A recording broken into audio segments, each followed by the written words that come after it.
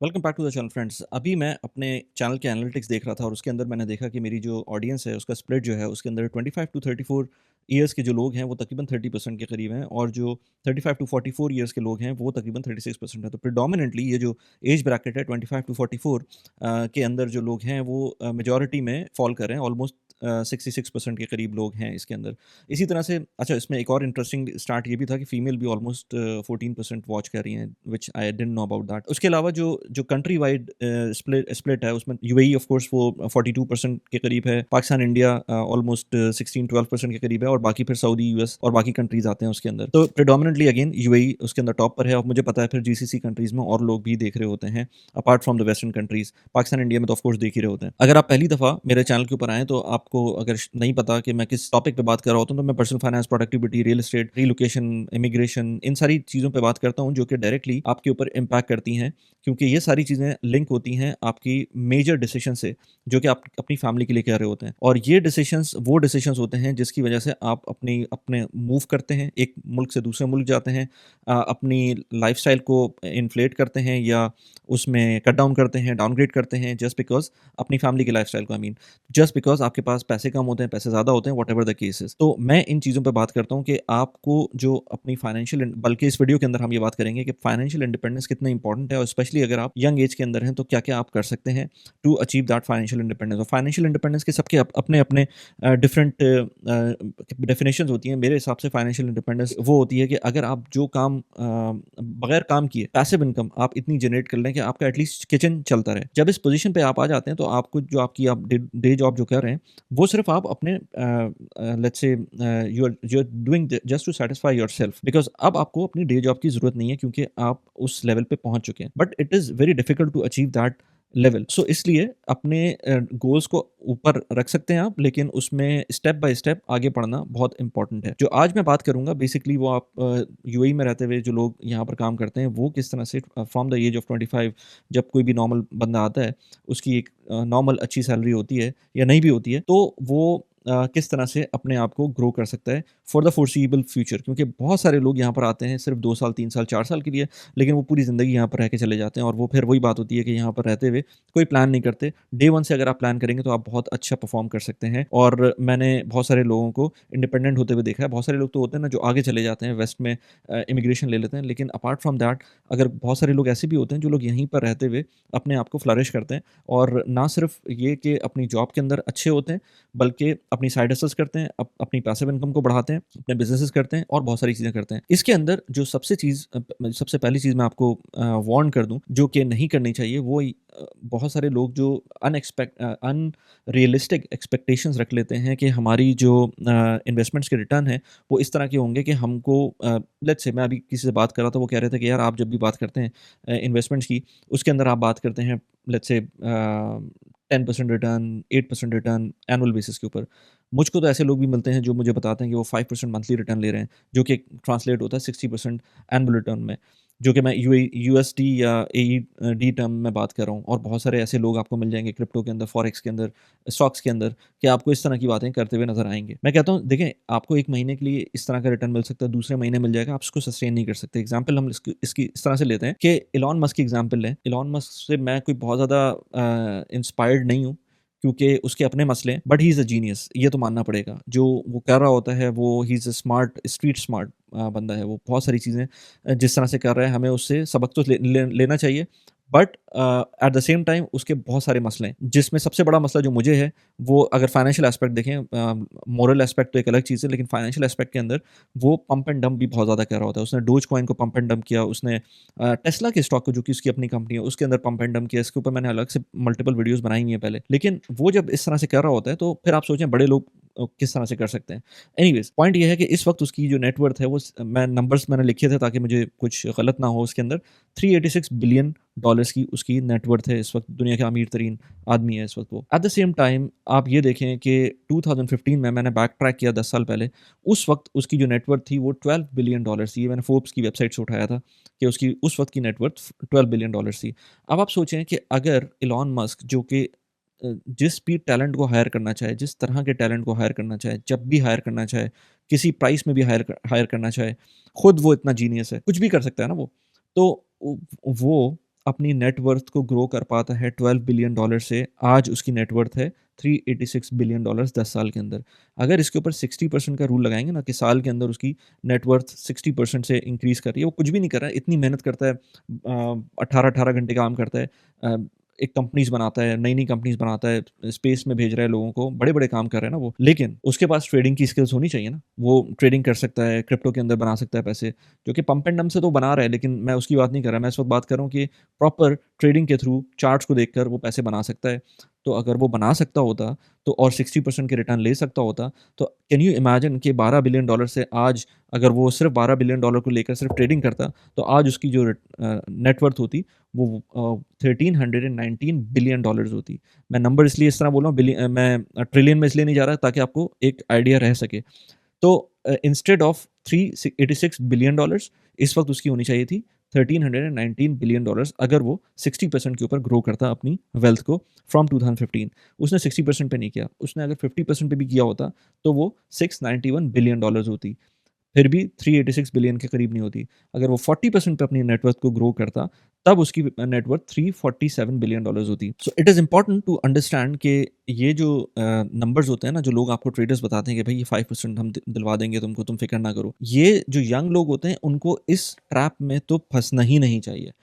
लेकिन अब मसला ये होता है कि जब तक आप खुद एक्सपेरिमेंट नहीं करते ना, तब तक आपको ये चीज़ें समझ नहीं आती, और जब तक अपना नुकसान नहीं करेंगे, जब तक ये चीज़ें समझ में नहीं आएँगी, मैं कितना भी बोलता रहूँगा, क्योंकि मैंने खुद भी 2008 में भी मैंने गलतियाँ की थी, 2011 में भी मैंने गलती की थी, और उसके बाद मैंने ये सब कुछ छोड़ दिया था। मैंने इन्वेस्टमेंट छोड़ दी थी, मैंने ट्रेडिंग छोड़ दी थी, सब कुछ छोड़ दिया था मैंने। उसके बाद 2018-19 में दोबारा से मुझको इस तरह की चीज़ें समझ में आना शुरू हुई। अच्छा, जब ये चीज़ें समझ में आना शुरू हुई, तो मैंने बैक ट्रैक किया। मैंने कहा 2008 में जो मैंने नुकसान किया था अपना, जो मैंने स्टॉक्स में इन्वेस्ट किया था, अगेन मैंने मल्टीपल टाइम्स इस पे बात की भी है वीडियोज़ के अंदर। 2008 में अगर मैंने वही चीज़ छोड़ देता, जो भी स्टॉक्स लिए थे वो छोड़ देता, जो भी मैंने फंड्स में इन्वेस्ट की, म्यूचुअल फंड्स में इन्वेस्ट किया था वो छोड़ देता, आज उनकी क्या वैल्यू होती? और वो मैंने पाकिस्तान में इन्वेस्ट किए थे। फिर 2011 के अंदर अगर मैं वही, जब मैंने यूएस में इन्वेस्ट करना स्टार्ट किया था, तो मैं वही चीज़ वहीं छोड़ देता, कुछ नहीं बेचता उसको डर के, तो आज क्या क्या रिटर्न्स होते। तो वो आई ओपनर था मेरे लिए कि 2018 में जब मैं देख रहा था कि मेरे क्या रिटर्न्स होते हैं, तो मेरे लिए आई ओपनर था। फिर मैंने बहुत सारी चीज़ों को बैक ट्रैक किया, तो मुझे समझ में आया कि देखो, अगर आपको अच्छे रिटर्न्स लेने हैं और पैसिवली लेने हैं, तो आपको हर सूरत में ये चीज़ रियलिस्टिक एक्सपेक्टेशंस के साथ करनी होगी। रियलिस्टिक एक्सपेक्टेशंस यही है कि 8 टू 10% आप ले लें, और कंपाउंडिंग आपका साथ देगी। वो जो कंपाउंडिंग आपका साथ देगी, तो आप जब 25 इयर्स से लेकर आगे बढ़ रहे होंगे, तो उस टाइम पर आपको फिर 10 साल, 20 साल के बाद एक बहुत हैंडसम चंक मिलेगा। सो इसलिए ये जो लोग अपनी जर्नी स्टार्ट कर रहे हैं, तो उनके लिए मैं ये कहूँगा कि ये जो 5%, 3% पर मंथ वाली कहानी है ना, इससे दूर रहें। ये कोई भी आपका इस तरह का जो भी बात करता है, वो गलत कह रहा होता है। आज क्रेडिट कार्ड्स के जो इंटरेस्ट रेट्स हैं, वो तकरीबन कोई 50%, 45%, 40% के करीब आपको वो मिल रहे होते हैं, और क्रेडिट कार्ड सबसे महँगा तरीन लोन है। ये समझ लें कि जो क्रेडिट कार्ड कंपनी है, वो एट मैक्स इतना कमा रही है आपके थ्रू, या जो भी उसमें पेमेंट नहीं कर रहा होता, ये मैक्सिमम है। तो आप क्या क्रेडिट कार्ड कंपनी को भी बीट कर सकते हैं 40%, 50% रिटर्न्स लेकर? नहीं हो सकता ऐसा। सो इसलिए जब ऐसा नहीं हो सकता, तो उनको करने दें, जो ट्रेडर्स हैं, जो फुल टाइम काम कर रहे हैं, और स्पेशली जो अगेन आप अगर जॉब में हैं, कोई डे जॉब कर रहे हैं, कोई बिज़नेस कर रहे हैं, आपके पास टाइम ही नहीं होगा कि आप इस तरह के काम करें जिसके अंदर चार्ट्स को ऊपर देखें, नीचे देखें, ये सारी चीज़ों में टाइम नहीं मिलता आपको। सो इसलिए ये चीज़ इस चीज़ से बिल्कुल भी दूर रहें। जो फर्स्ट स्टेप आपका होगा, जब भी अपनी वेल्थ जर्नी क्रिएट आप कर रहे होंगे या बना रहे होंगे, तो उसके अंदर जो फर्स्ट स्टेप है, वो है आपका अपनी इनकम को इंक्रीज़ करना। तो अगर मेरे पास कोई आता है, मुझसे बोलता है कि यार मेरे पास तो हार्डली इतने पैसे आ रहे हैं, मैं नंबर नहीं ले रहा अभी इस वक़्त, क्योंकि नंबर का मैं ज़िक्र करता हूँ तो फिर वो लोग परेशान हो जाते हैं उसके अंदर। कम नंबर लूँगा तो फिर वो जिनकी ज़्यादा सैलरीज़ होगी वो बोलेंगे, और जब ज़्यादा नंबर लेता हूँ तो ख़ास तौर पे जो जिनकी कम सैलरीज़ होती हैं वो बोलते हैं। इन एनी केस आपके पास एक अच्छी अमाउंट इनकम आनी चाहिए। उससे काफ़ी पैसे बचने चाहिए। मैं आपको एग्ज़ाम्पल इस तरह से देता हूँ कि अगर इसको परसेंटेज में कर लें, और अपनी जो भी आपका खर्चे हैं, करंट खर्चों को देख लें। इस पे मैं अपने कोर्स में भी बात करता हूँ। काफ़ी डिटेल में मैंने कोर्स में बात की है अपने। उसमें भी आप जाके देख सकते हैं कोर्स को, लिंक डिस्क्रिप्शन में डाला हुआ है मैंने। उसके अंदर अपनी स्प्लिट कर लें। लेट्स से आप कहें कि मेरा जो 50% खर्चा है, वो मेरी नीड्स पे जाएगा, और 30% मेरी वांट्स पे जाएगा, और बाकी मैं इन्वेस्ट करूँगा। अब आपके पास पैसे कितने बच रहे हैं, आपकी जो जो भी अपनी करंट सैलरी है, और उसी चीज़ में रहते हुए क्या आपकी सैलरी जस्टिफ़ाई कर रही है उस आपके एक्सपेंसेस को? अगर नहीं कर रही है तो ऑफ़ कोर्स आपको सैलरी को बढ़ाना पड़ेगा या आपकी इनकम को बढ़ाना पड़ेगा या आप अपनी कंपनी के अंदर कोई अप्रेज़ल होना चाहिए या आपको प्रमोशंस होनी चाहिए, जो कि मुश्किल होता है कि आपकी विल के ऊपर आपको इस तरह से कोई चीज़ मिल जाए। अगर ऐसा नहीं है तो आपको अपनी साइड हसल्स पे भी काम कर सकते हैं। मैं खुद भी बहुत ज़्यादा काम कर रहा होता हूँ। इस वक़्त भी रात के 2 बज रहे हैं, कल सुबह ऑफ़िस भी जाना है। तो इसलिए ये चीज़ें तो आपको करनी पड़ेंगी और अगर ये नहीं करेंगे तो फिर ये डाउन द हिल काम चल रहा होता है। अगर आप 25-30 की एज के अंदर अपना थोड़ा-सा ये अपने आप को पुश नहीं करेंगे तो बाद में जाकर बहुत मुश्किल हो जाती है। ऑल्दो कि मैंने खुद भी जो साइड हसल्स पूरी लाइफ़ में मैंने साइड हसल हमेशा की हैं।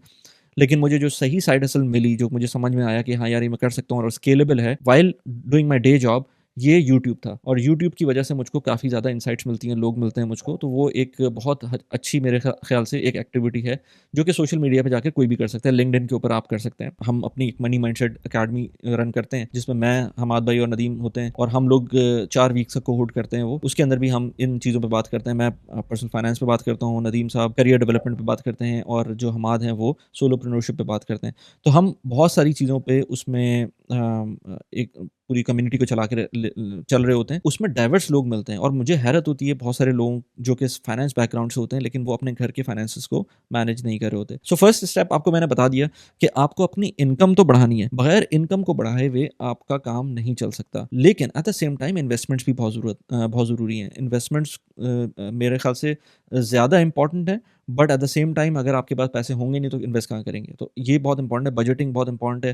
ट्रैकिंग एंड ट्रेसिंग बहुत इंपॉर्टेंट है कि आपके पैसे जा कहाँ रहे हैं, आपको पता होना चाहिए। बजट से ज़्यादा ट्रैकिंग एंड ट्रेसिंग मेरे ख्याल से ज़्यादा इंपॉर्टेंट है। अच्छा, अब जब आपका ये फर्स्ट स्टेप हो जाता है, आपको पैसे समझ में आ जाते हैं कि आपके पास इतने पैसे आ रहे हैं कि आप उसको में से थोड़ा बहुत पैसे निकाल के इन्वेस्ट कर सकते हैं। इन्वेस्ट कहाँ करना है? जैसे मैंने पहले बोला था, उन चीज़ों में तो इन्वेस्ट बिल्कुल भी नहीं करना, जिसके अंदर मैंने अभी थोड़ी देर पहले ज़िक्र किया था कि आपको 5% 10% का कोई कहता है कि मंथली रिटर्न मिलता है। आपको अपनी रियलिस्टिक जो एक्सपेक्टेशन है वो बनानी चाहिए 10% की, 8% की over the very long period of time. अब वो very long period of time कितना होगा? मेरे ख्याल से वो 15 टू 20 ईयर्स का लॉन्ग पीरियड ऑफ टाइम हो सकता है। उसके अंदर कहाँ इन्वेस्ट कर सकते हैं आप? इसके अंदर अगर आप यूएई के अंदर हैं तो यूएई की प्रॉपर्टीज़ में इन्वेस्ट कर सकते हैं। ऑफ कोर्स जब आप नए-नए यहाँ पर आएँगे तो आप को इतने पैसे तो होंगे नहीं कि आप फिज़िकल प्रॉपर्टीज़ के अंदर इन्वेस्ट करें, तो आप क्राउड फंडेड प्रॉपर्टीज़ के अंदर इन्वेस्ट कर सकते हैं। आप उसमें आपको रिटर्न की जो एक्सपेक्टेशन है वो रखनी पड़ेगी तकरीबन कोई 8 टू 9%, इससे ज़्यादा रिटर्न्स मैं नहीं एक्सपेक्ट करता और उसके लिए अपने पैसों को लॉक भी करना पड़ता है एटलीस्ट फॉर 5 ईयर्स। पहले भी मिल सकता है उसका रिटर्न, लेकिन 5 ईयर्स के लिए लॉक रखेंगे, तभी जाकर आपको एक रियलिस्टिक रिटर्न मिल सकता है। बहुत सारे प्लेटफ़ॉर्म्स हैं यहाँ पर, स्टेक हो गया, स्मार्ट क्राउड हो गया, क्रिप्टो ब्लॉक हो गया, इन सब के ऊपर मैंने वीडियोज़ बनाई हुई हैं। लिंक मैंने डिस्क्रिप्शन में डाला हुआ है, अगर आप अपना अकाउंट खोलना चाहते हैं तो आपको 200 टू 250 दिरहम्स का रेफरल बोनस मिल सकता है। इसके अलावा जो और ऑप्शंस हैं, आपके पास स्टॉक्स के ऑप्शंस हैं। यूएई के स्टॉक्स भी हैं, यूएस के भी स्टॉक्स हैं। अच्छा, स्टॉक्स में डायरेक्ट इन्वेस्ट करना खतरे वाली बात होती है, जिसके अंदर बहुत सारे लोग जो नए ख़ास तौर पे आ रहे होते हैं, उनको मुश्किल हो सकती है, वो नहीं कर सकते डायरेक्ट इन्वेस्ट स्टॉक्स के अंदर। तो उसके लिए जो इंडेक्स फंड्स होते हैं, उनको यूज़ कर सकते हैं, जिसमें शरिया कंप्लायंट ऑप्शंस भी मिल सकते हैं, नॉन शरिया कंप्लायंट ऑप्शंस भी मिल सकते हैं। जो कि ग्लोबल स्टैंडर्ड है, वो एस एंड पी 500 का इंडेक्स फंड के अंदर आप इन्वेस्ट करें और बस करते जाएँ, भूल जाएँ उसको करने के बाद। उसके अंदर आपके पास यहाँ पर मल्टीपल ऑप्शंस होते हैं। बेसिकली एस एंड पी 500 के जो फंड होता है, वो उसका मतलब ये होता है कि बहुत सारी बास्केट ऑफ स्टॉक्स होते हैं। मेजर जो बड़ी-बड़ी कंपनीज़ होती हैं, टॉप 500 कंपनीज़ यूएस की जो होंगी, उनके स्टॉक्स के अंदर आप डायरेक्टली इन्वेस्ट कर रहे होंगे। मैं जो पर्सनली यूज़ करता हूँ, उसके अंदर मल्टीपल प्लेटफ़ॉर्म्स हैं, क्योंकि मैं खुद टेस्टिंग भी कर रहा होता हूँ इन प्लेटफ़ॉर्म्स की, ताकि मैं उनके ऊपर वीडियोज़ बनाऊँ। तो मेरे पास जो ऑप्शंस हैं वो सर्वा है, बराका है, इंटरैक्टिव ब्रोकर है। ये 3 तो मेजर प्लेटफ़ॉर्म्स हैं। अगेन इनके भी रेफरल लिंक आपको मिल जाएँगे। सर्वा में आपको $50 का रेफरल बोनस मिलेगा जब आप इन्वेस्ट करते हैं मेरे रेफरल कोड के थ्रू। बराका में आपको $45 का आई थिंक रेफरल बोनस मिलेगा, या अप टू $45 का मिलेगा। अमाना में अमाना भी एक प्लेटफ़ॉर्म है, उसके बारे में बात करते हैं। इंटरैक्टिव ब्रोकर में भी बहुत अच्छा रेफरल बोनस मिलता है, लेकिन उसके टर्म्स एंड कंडीशन डिफरेंट होते हैं। ये तीनों प्लेटफ़ॉर्म्स के बारे में अगेन मैंने अपने कोर्स में भी बात की हुई है, लेकिन आपको अपने हिसाब से इन प्लेटफ़ॉर्म्स को यूज़ करना है। मैं सोच रहा हूँ कि बहुत जल्द इन 4-5 प्लेटफ़ॉर्म्स के बारे में इनके बारे में कंपैरिज़न वीडियो लेकर आऊँ, ताकि आपको समझ में आ सके कि इनका कहाँ फ़ायदा आपका हो सकता है, कहाँ नुकसान हो सकता है, किस चीज़ में फ़ायदा हो सकता है, किस चीज़ में नुकसान हो सकता है। इसी तरह से ये तो हो गए इन्वेस्टमेंट्स के पॉइंट ऑफ व्यू से कि आप इंडेक्स फंड्स में भी इन्वेस्ट कर सकते हैं, डायरेक्ट स्टॉक्स में भी इन्वेस्ट कर सकते हैं। अगर आपको ट्रेडिंग करनी ही है, जो कि मैं नहीं कहता किसी को करने को, तो ये जो प्लेटफ़ॉर्म्स हैं, इनके थ्रू अगर ट्रेडिंग करते हैं, यानी कि डे ट्रेडिंग करते हैं या जल्दी-जल्दी ट्रेडिंग करते हैं, तो उसके अंदर आपको फ़ीस ज़्यादा लगती है। तो उसके लिए अमाना का एक प्लेटफ़ॉर्म है, जिसके थ्रू आप ट्रेड कर सकते हैं और उसके अंदर आप जब ट्रेड करते हैं तो आपको फ़ी भी कम लगती है, क्योंकि बाकी सारे प्लेटफ़ॉर्म्स के अंदर थोड़ी बहुत फ़ीस ज़रूर होती है। हर ट्रेड के ऊपर आपको फ़ी लग रही होती है, किसी में ज़्यादा, किसी में कम, लेकिन लाज़मी लग रही होती है। जो अमाना का प्लेटफ़ॉर्म है उसमें कोई फ़ी नहीं होती, लेकिन आई वुड से कि वो सिर्फ़ ट्रेडिंग के लिए यूज़ करें, इन्वेस्टमेंट्स के लिए यूज़ ना करें। ट्रेडिंग के लिए बहुत आराम से यूज़ कर सकते हैं, $100 का रेफ़रल बोनस मिल सकता है आपको, अगर आप मेरा रेफ़रल लिंक यूज़ करेंगे, ट्रेडिंग बोनस होगा ये। सो ये प्लेटफ़ॉर्म्स हैं, अगेन इनमें बहुत सारी ऐसी चीज़ें हैं जो आपको पता होना चाहिए before you go and opt one of these. But to start with मैंने अली ईरानी के साथ एक पॉडकास्ट की थी, वो मॉडरेटर हैं सिम्पली एफआई एक फ़ेसबुक ग्रुप है उसका, बहुत अच्छा बंदा है। उसके साथ मैंने इंग्लिश चैनल के ऊपर पॉडकास्ट की थी, तो उसने एक बड़ी अच्छी बात बोली थी कि स्टार्ट नाउ ऑप्टिमाइज़ लेटर। तो अगर आपको अभी कुछ समझ नहीं आ रहा, तो आप सर्वा में डायरेक्ट पैसे डाल सकते हैं। सर्वा के रेट्स थोड़े से बढ़ गए, लेकिन फिर भी अगर आप नए अकाउंट खोल रहे हैं तो बगैर किसी प्रॉब्लम के अगर आपको रिट्रीव भी करने होते हैं पैसे, तो ज़्यादा नुकसान नहीं होगा, इन केस कोई मार्केट डाउन भी होती है। तो मैं कहता हूँ सर्वा से स्टार्ट करें, 5, 6, 8 महीने के अंदर आप समझ जाएँगे कि आप खुद भी इन्वेस्ट कर सकते हैं। मेरे जो चैनल का जो इस वक़्त सब्सक्राइबर काउंट है, वो ऑलमोस्ट जिस वक़्त मैं वीडियो बना रहा हूँ 85,000 है। बहुत सारे ऐसे लोग हैं जिन्होंने शुरू से मेरी वीडियोज़ देखी, मैंने 3-4 साल से इस तरह की वीडियोज़ बना रहा हूँ। बहुत सारे ऐसे लोग हैं जो अब 800 वीडियोज़ के बाद उनको समझ में आ गया कि कैसे इन्वेस्टमेंट करनी है, वो शायद मेरी अब वीडियोज़ देखते भी नहीं होंगे। इसी वजह से व्यूज़ थोड़े से कम होते हैं। जब आप ग्रेजुएट हो जाते हैं एक चैनल के थ्रू, तो ये मेरे लिए तो अच्छी बात है कि आप ग्रेजुएट हो गए, आपको समझ में आ गया, जितना मैंने समझाना था वो समझा दिया। अब जो नए लोग आ रहे हैं, अब उनके लिए भी इम्पोर्टेंट है कि वो भी उसी तरह उसी ट्रैजेक्टरी के ऊपर चलें, वो समझ जाएँ। जब आप समझ जाएँगे तो 1-2 साल बाद प्रोबब्ली 1-2 साल भी ज़्यादा है, 1 साल के अंदर आपको मेरे चैनल की ज़रूरत नहीं पड़ेगी, जिस तरह की मैं बात करता हूँ, क्योंकि ये चीज़ें बेसिक होती हैं। इसमें कोई रॉकेट साइंस नहीं है।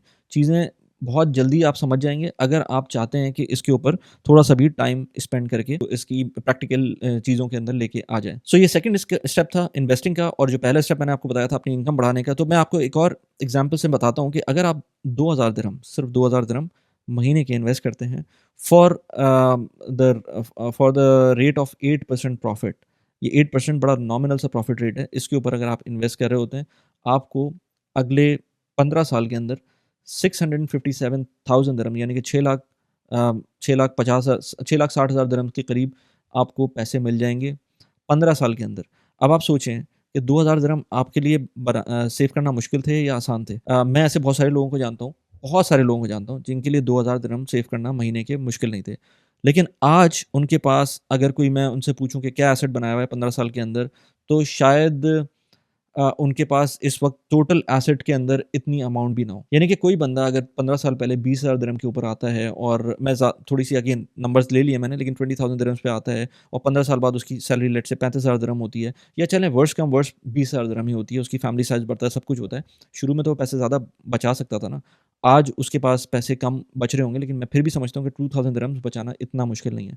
2000 दिरहम्स अगर सेव कर रहे हैं 15 साल के लिए, तो आपके पास इस वक़्त 657,000 दिरहम्स होने चाहिए। अगर नहीं कर सके तो आज दोबारा से स्टार्ट कर सकते हैं, और अगर जो लोग नए देख रहे हैं उनके लिए मैं कहूँगा कि वो तो फ़ौरन स्टार्ट कर सकते हैं। ये जितने भी रेफ़रल की मैंने बात की है, इन सब के कोड्स आपको रेफ़रल के जो लिंक्स हैं वो आपको वीडियो के डिस्क्रिप्शन में मिल जाएँगे। एक वीडियो मैंने अभी रिसेंटली की थी, एक साहब थे जो मुझे उन्होंने ईमेल की थी और उन्होंने कहा था कि उनकी जब 2013 में वो आए थे यहाँ पर, तो उनकी ऑलमोस्ट कोई सैलरी थी ऑलमोस्ट कोई आई थिंक 15,000 या 13,000 दिरहम्स उनकी सैलरी थी, और आज उनकी सैलरी कोई 40,000 45,000 दिरहम, ऐसी समथिंग लाइक दैट। मैंने उस पे वीडियो बनाई है, उसको आप जाके देख सकते हैं। यहाँ पर मैं उसकी एंड स्क्रीन के ऊपर लिंक लगाऊँगा। उसके अंदर उन्होंने बताया था कि अब वो पैसिव इनकम के थ्रू 20,000 दिरहम्स, ऑलमोस्ट 20,000 दिरहम्स बना रहे हैं। तो उनकी अभी जॉब खत्म हो रही थी, लेकिन वो इतने परेशान नहीं थे। So that is why it is very important to have some kind of passive income, और जो आपको हेल्प करेगी जिस वक़्त इस तरह का प्रॉब्लम आएगा। यहाँ पर उस वीडियो का लिंक लगा दिया है। मैंने अभी बात की थी अमाना की, अ, उसमें क्या प्रोज़ एंड क्या कॉन्स हैं, उसकी वीडियो मैंने बनाई थी, उसका लिंक यहाँ पर लगा दिया है। कैसी लगी वीडियो प्लीज़ मुझे बताइएगा। Thanks for watching the video.